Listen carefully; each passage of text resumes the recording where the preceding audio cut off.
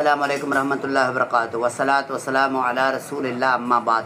एक शख्स है शौकत सजरानी, जिन्होंने रसूलुल्लाह सल्लल्लाहु अलैहि वसल्लम की गुस्ताखी की और अपनी पोस्ट में लिखा कि सिंध आज़ाद हो या ना हो में कोई फ़र्क नहीं पड़ता, मगर मुझे मोहम्मद के झूठे मज़हब को यहाँ से भगाना है। जो इंतहाई बड़ी गुस्ताखी है, जिससे तमाम मुसलमानों को बहुत तकलीफ़ पहुँची है।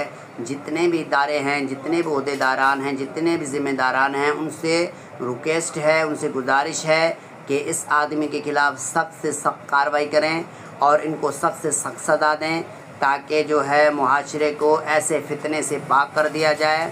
और जो है जिससे तमाम मुसलमानों में गुस्सा है, तो उनके इस गुस्से को जो है ठंडा कर दिया जाए और एक मुसलमान होने का हक़ अदा कर दिया जाए। और ये बात याद रखें कि मोहम्मद अल्लाह, तमाम फरिश्ते, तमाम मोमिनीन के नज़दीक अल्लाह के नबी रसूल हैं और वो ख़ातमुन नबिय्यीन हैं, और उसका हक़ है हम पर कि हम उसकी इज़्ज़त की दिफ़ा करें।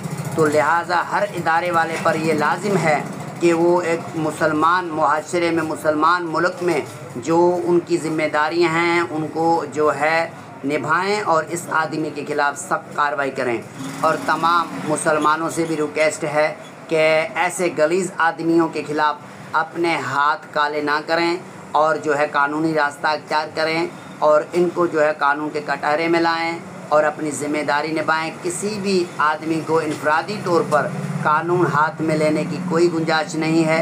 लिहाजा ऐसे लोगों के ख़िलाफ़ कानूनी कार्रवाई करें और जो है उन्हें जो है अपने अंजाम तक लेके आएँ। और जितने ओहदेदारान हैं उनका भी ये ज़िम्मा है कि ऐसे गंदगी से मुआशरे को पाक रखें। अस्सलामु अलैकुम रहमतुल्लाह।